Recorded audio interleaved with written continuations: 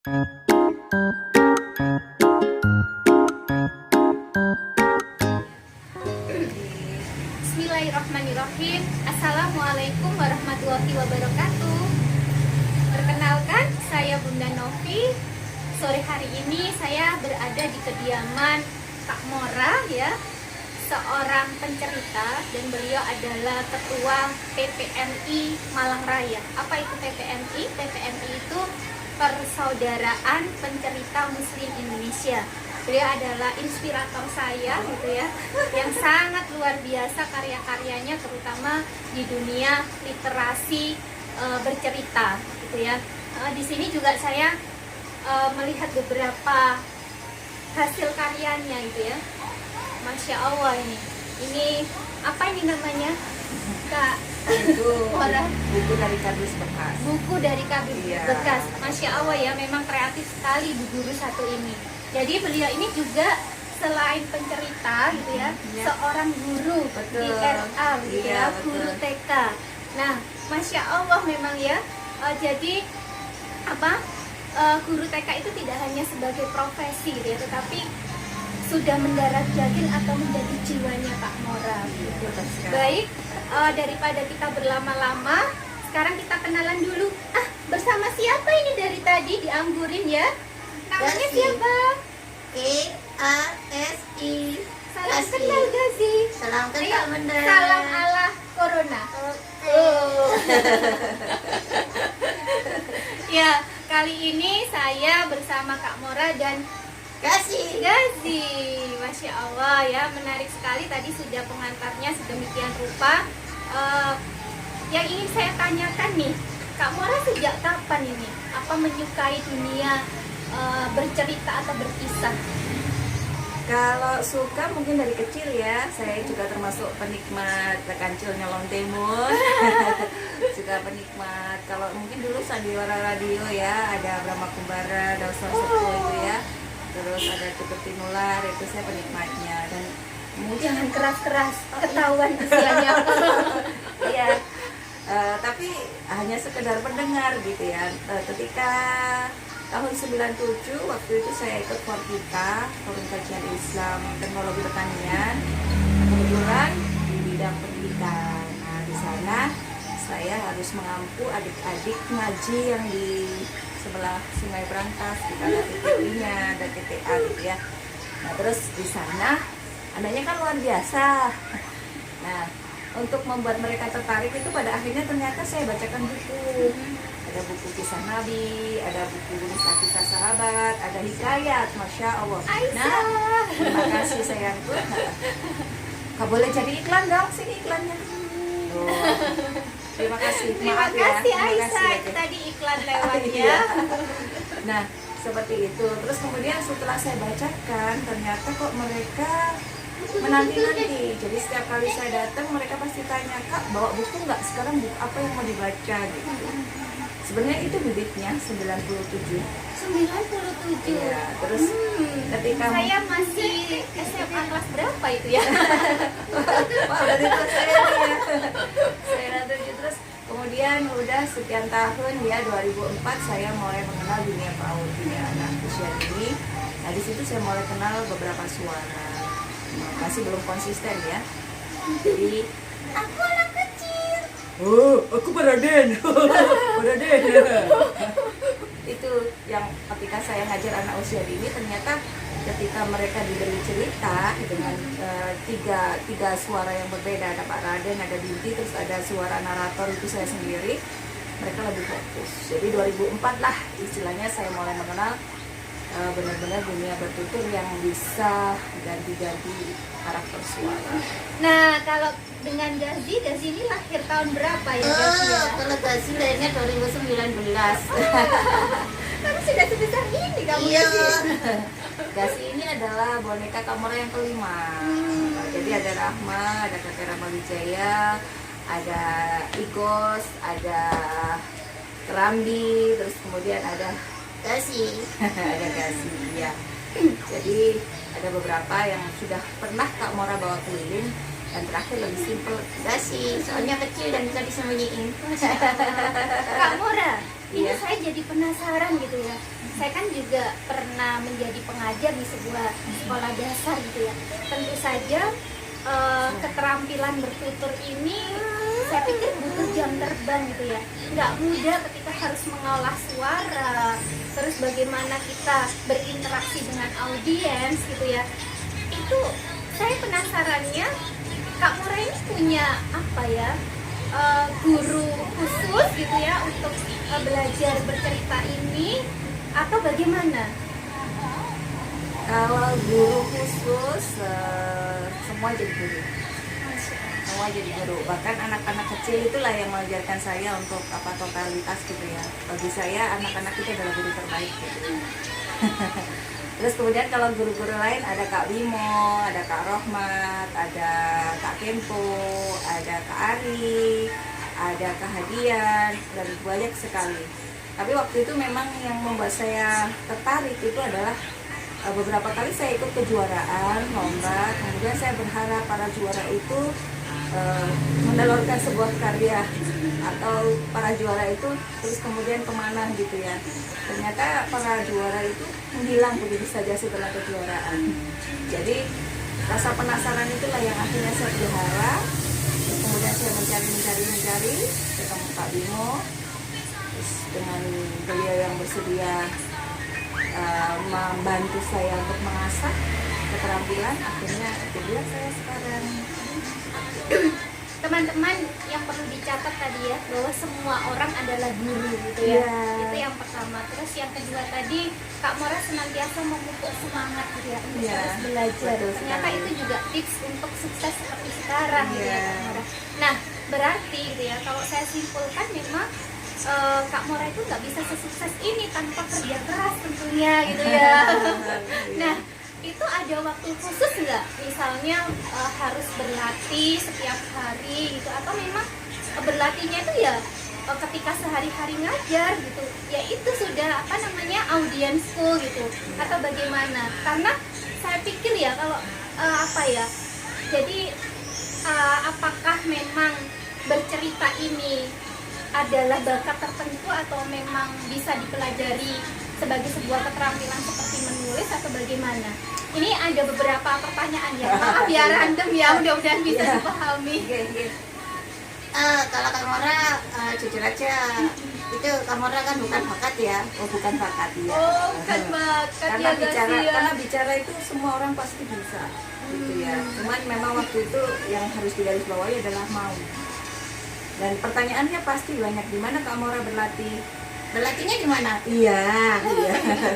Berlatihnya itu di kelas ya. Jadi ketika teman-teman bertanya bagaimana sih caranya, ciptakan kelas sendiri. Seperti kalau misalkan dulu saya prakteknya di anak saya yang pertama, setiap malam kali mau tidur. Mungkin dulu tekniknya salah, jadi ketika mestinya dia tertidur, saya mestinya pakai dongeng atau bercerita menjelang tidur dengan bahasa berbisik gitu ya. Jadi ketika saya ganti intonasi, saya yang tertidur duluan, dia yang marah-marah. Oh, ternyata juga ada tipsnya Iya, ya dengan jadi sebelum tidur. Antara ketika kita bercerita di kelas, di hadapan audiens yang mereka harus kita bangkitkan semangatnya, sama anak-anak yang ketika dia harus kita antarkan untuk tidur, itu berbeda. Dalam gelombang alfa Iya, ya, tadi yang kita iya. bawa. Jadi kalau sama Is ini sudah mulai. Jadi kalau mau misalkan dia bilang Bunda mau cerita, mau bobok gitu, saya udah pakai. Dulu ada anak kecil cantik namanya Fatima. Fatima itu sayang sama ayahnya. Jadi suaranya nggak perlu ganti karakter suara. Berbeda kalau misalkan kita di kelas. Nah, dari sana sebenarnya Kak Mora berlatihnya 2004 sampai 2013 selalu bercerita, setidaknya dulu targetnya 1 minggu sekali. Tapi setelah 2013 setiap hari di kelas, sampai kemudian anak-anak ketika Kak Mora bercerita itu sampai gini. Wah, luar biasa. Dan bagi Iya. saya yang pernah mengajar di SD itulah kesuksesan seorang pencerita atau pendongeng. Iya. Ketika anak-anak berhasil melongo terus menyingkir fokus mereka untuk ke kita, itu nggak mudah loh. Iya, betul Gitu. sekali. Itu yang saya rasakan, dan dari sana akhirnya saya merasa bahwa oh, saya bisa kok gitu. Jadi ketika saya bisa itu karena motivasinya saya melihat para senior itu bisa. Kalau para senior bisa, maka pasti kita juga bisa. Jadi teman-teman, tadi ya yang disampaikan Kak Mora bahwa ternyata tempat berlatihnya itu ruang kelas gitu ya. Jadi bagi teman-teman para pengajar, pendidik gitu ya, dari mulai tingkat TK, PAUD gitu ya, SD itu masih seneng loh diceritain gitu ya, didongengin gitu. Itu ayolah mulai belajar untuk berkisah atau bercerita ya, karena memang apa? Pesan moral yang kita sisipkan lewat cerita itu akan berbeda dengan menasehati secara direct, secara langsung gitu ya Kak Mora ya. Nah ini juga menarik ini. Pernah nggak Kak Mora mengalami sebuah peristiwa berhikmah gitu, ada seorang anak yang dari mendengar kisahnya Kak Mora, cerita Kak Mora, terus dia berubah gitu. Banyak pasti ya. Iya, itu salah satu yang menjadi motivasi saya. Kenapa? Saya tahu kadang-kadang kapasitas saya nggak sebagus yang orang bayangkan, gitu ya. Karena kita kan punya kemampuan untuk menakar diri sebenarnya, gitu ya. Jadi kalau merasa pantas atau nggak pantas, saya sering merasa nggak pantas, gitu. Tapi ketika Bismillah, lillahi ta'ala, ketika mau bercerita, saya doa, gitu. Saya mohon sama Allah, ya Allah luruskan niat saya. Kemudian kalau misalkan jaga lidah saya supaya nanti ketika saya menyampaikan tuh insya Allah ada hikmahnya, karena bagaimanapun hikmah ataupun hidayah itu tetap Allah ya. Kita hanya menyampaikan saja, tugasnya saya menyampaikan. Jadi ketika saya membawakan kisah, saya bismillah gitu. Iya. Dan kemudian kalau teman-teman ada yang bilang, "Bu, aku sekarang jadi anak baik, aku jadi anak hebat," itu bonus. Itu bonus dari Allah. Jadi ada beberapa anak yang atau bahkan wali murid atau juga audiens yang bahkan sampai sekarang ada yang masih suka ngikutin saya, suka kepo-kepo stalking gitu ya. Jadi kadang-kadang bilang gini anak saya begini gitu, itu karena berkat cerita. Jadi bukan saya, berkat cerita, karena itu tadi menasehati tanpa harus mengatakan kamu harus rajin gosok gigi ya, kamu harus enggak. Jadi dari kisah-kisah atau cerita-cerita yang kita bawakan tuh semoga bisa jadi sumbangsi untuk membangun karakter anak bangsa. Masya Allah, benar-benar ya, saya merasa beruntung pada sore hari ini bertemu dengan beliau di kediaman beliau saat ini di daerah Singosari, yang saya juga turut bangga karena beliau ini adalah salah satu dari anggota Forum Lingkar Pena Malang gitu ya. Masya Allah gitu ya, yang itu menjadi bagian dari Forum Lingkar Pena wilayah Jawa Timur gitu ya.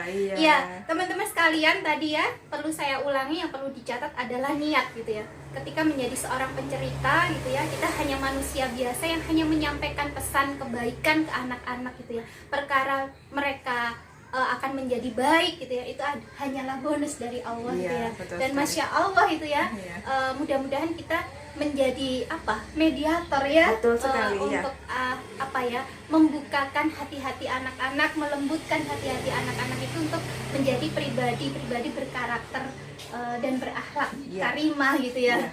Insya Allah itu. Baik, saya itu kayak nggak mau menyudahi obrolan kita sore ini, padahal saya sejak siang di sini. Kerasan ya. Kerasan ternyata saya. Apalagi melihat karya-karya beliau itu ya. Ini salah satunya. Nah, ini kumpulan naskah cerita yang pernah beliau sampaikan ya. Bahkan beliau saat ini juga rutin mengisi cerita gitu ya di RRI Pro 1 Malang gitu ya. Nah, yang nggak kalah menarik karena memang bagian dari Forum Lingkar Pena.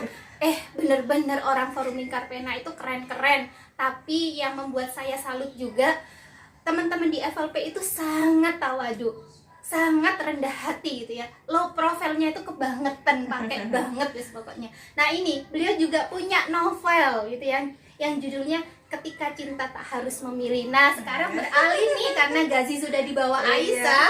Sekarang saya mau bertanya tentang dunia kepenulisan gitu ya. Sejak kapan bergabung dengan FLP? Kalau sudah kepoin FLP sebenarnya sejak kuliah ya. Cuma saya orangnya nggak pedean, nggak percaya kan. Udah berapa kali tuh pergi ke UM, udah pergi ke UIN, waktu itu kan basecampnya di UIN kalau nggak Iya, salah. ada FLP ranting UIN waktu itu. Tapi selalu nggak pede, mesti melewat, nggak pernah gitu ya. Terus kemudian ketemu lagi sama Mbak Si itu tahun 2010 kalau nggak salah.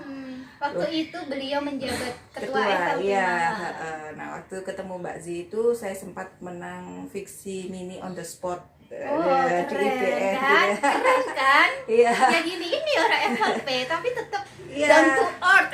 Tapi habis itu setiap kali mau oprek kan saya guru ya, itu selalu benturan aja dengan Dengan jadwal jadwal-jadwal. sekolah. Akhirnya harus mengikhlaskan diri sampai pada akhirnya kemarin saya gabung itu 2018. Masih baru ya. 2000 resminya 2018 ya. Jadi karena waktu itu juga begini Mbak Zi bilang, wis kawaan gitu. udah nggak level Mbak sebenarnya gitu. Terus saya bilang gini, bukan perkara level gitu ya, tapi intinya ketika saya mengatakan bahwa saya mau belajar untuk menulis yang baik, karena saya menulis itu udah mulai SD sebenarnya. Hampir sama kayak Bunda Novi ya tadi. Nulis Tulisan diary. Cuman dulu saya kan misalkan saya suka baca dongeng ya, Putri Si Jempol itu saya bisa mengubah sendiri. Terus kemudian kalau misalkan ada banyak lagu bahan saya, terus kemudian ketika SMP saya udah tulis puisi kayak gitu. Jadi itu dari sana. Terus kemudian kalau nulisnya yang terakhir-terakhir ini ya karena saya ingin berbagi bahwa guru RA itu bisa kok selama guru RA itu mau. Dan dulu awalnya tahun 2009 tuh saya cuma kepingin satu kali aja nerbitin buku. Kalau misalkan gini lihatnya agak nggak ikhlas ya. Maksudnya gini, setidaknya ketika ada orang baca buku saya gitu ya, terus kemudian ada hidayah, barangkali itu nanti jadi jalan saya ke surga gitu. Jadi nggak ikhlas sebenarnya. Nggak ikhlas Nggak ikhlas karena saya masih minta bayaran dong sama Allah gitu ya. Nah, itu dulu jadi 2000, tapi ternyata ketagihan setelah itu. Insya Allah itu loh ya. Iya. Makanya ketika satu buku terbit, akhirnya terbit lagi, Iya, ada lagi proses kedua, sedang proses ya, iya. Masya Sebenarnya Allah. ada beberapa, cuman ya itu tadi dipinjam sama teman-teman gitu. Kepala Sekolah RA, pencerita keliling-keliling Jawa Timur bahkan nasional gitu ya, masih sempat menulis buku. Ayo kalian yang mengaku sudah FLP, jangan ada excuse lagi ya untuk tidak menulis buku gitu ya. Karena meskipun saat ini sudah bergeser eranya ke digital, tapi untuk buku cetak ini masih menjadi primadona saya rasa seperti itu. Nah, Kak Mora sekarang beranjak ke novel ini. Ketika Cinta Tak Harus Memilih, ini berkisah tentang apa sih? Kalau teman-teman itu baca pasti bilang ini ceritanya Kak Mora ya, enggak 100% ada bumbunya pasti ya. Tapi setidaknya Karena fiksi iya, gitu karena ya. fiksi. Tapi setidaknya saya ingin ngajak teman-teman bahwa cinta itu wajar kok, siapa aja boleh ngerasain gitu ya. Tapi ketika Allah sudah memberikan cinta itu sendiri, maka ya Allah sendiri yang akan ngasih cinta. Deep. Nah ya kayak gitu. Jadi nggak usah lah kita kejar-kejar cinta gitu ya. Nanti cinta itu yang akan datang. Jadi nggak usah milih cinta gitu. Cinta yang akan memilih Kalau kita. katanya apa namanya, Setia Furqan Khalid atau Fatepi ya, lebih baik bangun cinta daripada jatuh cinta. Kalau Betul. jatuh itu sakit. Iya, saya setuju itu ya, benar sekali. Jadi di situ yang sebenarnya saya tuliskan bahwa ya adalah perdebatan ya di usia muda gitu ya, pasti antara saya mau milih cinta siapa gitu ya. Akhirnya ketika kita melepaskan, justru disitulah letak cinta sesungguhnya. Allahu Akbar. Ikhlaskan atau halalkan. Iya, hampir seperti itu deh. Ayo para singgelilah yang menonton video ini atau live hari ini, lepaskan, ikhlaskan atau halalkan Iya, gitu ya. betul. Iya, intinya seperti itu. Kak Mora ini selain tadi kepala sekolah RA dengan segudang aktivitasnya serta masih sempat-sempatnya menulis gitu ya, beliau juga seorang YouTuber ternyata gitu ya. Saya tadi tiba-tiba diajak ngevlog gitu ya, buat konten, termasuk hari ini mendadak sekali. Iya, Kita nggak pakai skrip, nggak pakai perencanaan gitu ya, tapi it's okay, ayo okay, gitu ya. Dan yang tidak saya sangka gitu ya, beliau juga sudah subscribernya sudah 1000 lebih gitu ya. Bisa di sampaikan akun YouTube-nya Oh bisa, Kak Mora Berkisah. Kak Mora Berkisah. Nah, silakan bisa dikepoin, lebih baik lagi di subscribe karena isinya, kontennya itu sangat baik gitu ya, terutama yang punya anak-anak kecil, balita gitu ya, sangat mendidik sekali cerita atau dongengnya gitu, seperti itu. Nah, bicara tentang tadi menarik ya, persaudaraan pencerita Muslim Indonesia. Kenapa sih pencerita gitu ya? Kok nggak pendongeng gitu? Kenapa kok membuat istilahnya diksinya pencerita? Ini juga sempat menjadi penasaran saya. Iya. Mungkin teman-teman bisa. Kalau itu kita ngambilnya dari cerita itu kan ada dongeng, ya ada kisah, jadi kita ambil dari yang paling tinggi hierarkinya gitu kan ya. Jadi kalau misalkan kita pendongeng itu memang sudah umum sekali, seorang pencerita, seorang juru kisah, seorang penutur itu dibilang pendongeng itu iya. Tapi ketika kita mengatakan pencerita, kita bukan berarti menjauhkan diri dari dongeng, bukan, tapi beralih bahwa ketika anak-anak zaman sekarang itu butuh karakter yang nyata. Jadi kalau misalkan kita bercerita tentang Superman, apa ada sih Superman di dunia nyata? Nggak ada gitu kan ya. Tapi ketika kita bercerita bahwa di situ ada Soekarno, ada Hatta, ada pahlawan-pahlawan, nah itulah kenapa kita mengajak anak-anak untuk menceritakan kembali gitu ya. Jadi bukan apa-apa, karena anak butuh figur. Ketika kita bilang ada loh Presiden Soekarno, siapa Soekarno, terlepas dari pro kontra, terlepas dari sejarahnya gitu ya. Tapi ketika kita membangun semangat, maka bangunlah semangat anak-anak itu dengan semangat Soekarno, kayak gitu. Jadi saya jadi ikut bersemangat nih. ya seperti itu. Jadi ketika kita berbicara tentang seorang sosok, misalkan tokoh Nabi Muhammad gitu, ada kan Nabi Muhammad, ada kisahnya, ada. Dan ketika anak-anak merunut itu ada semua, terlepas ada orang ngomong baik atau buruk, itu hanya penilaian. Jadi intinya kami di pencerita Muslim Indonesia ini berusaha untuk memberikan tokoh real. Ketika kita menceritakan itu tokoh real, apalagi anak-anak ya. Iya. Jadi ketika anak-anak menelisik itu bukan lagi imajinatif gitu. Jadi ketika ternyata memang ada, seperti kita bercerita tentang Al-Fatih, Salahuddin Al-Ayyubi, terus kemudian Abbas bin Firnas, ada Ibnu Sina dan lain sebagainya, seperti itu. Jadi tokoh-tokoh yang kita kenalkan adalah tokoh-tokoh yang Nah, berarti memang berbeda sekali ya dengan zaman saya. Kalau zaman saya itu, seingat saya waktu itu dongeng yang sering saya dengar itu Kancil Nyolong Timun. Terus kalau saya itu juga masih suka Timun Mas gitu ya. Timun Mas saya ingat bahwa garam, jarum gitu ya. Saya diceritain nenek saya zaman itu. Garam, jarum, satunya terasi gitu ya, untuk menyelamatkan diri dari raksasa itu ya. Nah, itu PPMI bagaimana menyikapi dongeng-dongeng itu? Kalau kita itu karena adalah istilahnya nilai budaya ya gitu. Jadi kita masih bisa mentolerir itu ya. Tapi ketika kita menceritakan tuh ada restrukturisasi nilai. Gimana Kak Mora restrukturisasi nilai? Jadi intinya ketika kita menceritakan kembali, kita nggak bisa pakai pakem lama gitu ya. Jadi kalau misalkan ada kancil gitu ya tertangkap sama Pak Tani, maka yang harus kita ajarkan ke anak-anak adalah kancil harus bertanggung jawab. Jadi bukan semata-mata kancil kena tangkap terus kemudian dia bisa melarikan diri, enggak. Jadi ada nilai edukasi di sana. Kancilnya kemudian diedukasi sama Pak Tani. Jadi kalau dia mau nyolong timun itu nggak boleh.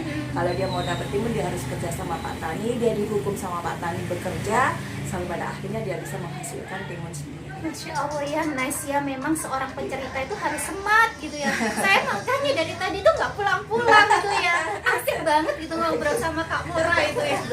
Masya Allah gitu ya. Itu ya teman-teman ya. Jadi saya rasa cukup karena memang saya melihat langit sudah mulai gelap gitu ya. Karena memang posisi di Singosari yang itu agak jauh dari Kota Malang gitu ya. Tapi karena memang niatan saya kesini juga salah satunya adalah silaturahim dan thalabul ilmi juga gitu ya. Mudah-mudahan dengan berbagi bersama teman-teman baik yang mengikuti live IG pada sore hari ini ataupun yang menyaksikan YouTube FLP Jatim nanti gitu ya, mudah-mudahan kita semua bisa mengambil manfaat dan pelajaran dari apa yang kita obrolin hari ini, Insyaallah. ya, sore hari ini ya. Iya. Karena ini mohon maaf saya excited banget ketemu dengan anggota FLP Malang ini yang luar biasa. Ya insya Allah cukup itu Kak Mora. Saya mewakili teman-teman dari Forum Lingkar Pena wilayah Jawa Timur mohon undur diri. Sebelumnya mungkin closing statement ya. Iya. Pesan untuk anak-anak Indonesia dari Oke. Kak Mora. Kalau saya sih ya sebenarnya kalau dibilang tua, saya sudah tua gitu ya, usia 40 tuh sudah tua gitu ya. Tapi ketika teman-teman bertanya kenapa sih usia segitu masih terus berusaha untuk menghasilkan sesuatu, kalau orang yang bikin konten buruk aja itu nggak pernah lelah gitu ya. Kalau kita bikin konten baik sekalipun mungkin belum sebagus mereka, tapi setidaknya memberi warna. Barangkali dari sana ada sesuatu yang bisa dipelajari oleh orang yang setidaknya mungkin melihat konten kita. Jadi saya percaya Merinding saya. saya percaya ketika kita membuat dan kemudian Allah menggerakkan, pasti ada yang digerakkan. Masya Allah, luar biasa. Allahu Akbar. Gazi mana? Gazi Saya mau mana, Dok? pamitan ini. Boleh pinjam gak sih sebentar sayang? Terima kasih Kak Aisyah. Iya, iklannya Ya, banyak ya. jadi sebelum berpamitan, alangkah lebih baiknya kalau Hai Gazi. Gazi dari mana ini? Gazi, ayo kita pamit dulu. Ini ya, sebelum kita pamit, coba ketika Bunda bilang Forum Lingkar Pena, Gazi dan Kak Mora bilang berbakti, berkarya, berarti. Gerakannya gimana gerakannya? Berbakti, gini ya, berbakti, berkarya, berarti gini Gitu ya. Iya, orang lupa nih. Berbakti, berkarya, berarti. Gini Iya, ya. oke, berbakti, berkarya, Karya, berarti ya. Baik, sebelum kita tutup ya, yel dulu ya, nggak apa-apa ya. Forum Lingkar Pena, berbakti, berkarya, berarti. Ya, terima kasih semuanya. Assalamualaikum warahmatullahi wabarakatuh. Dadah.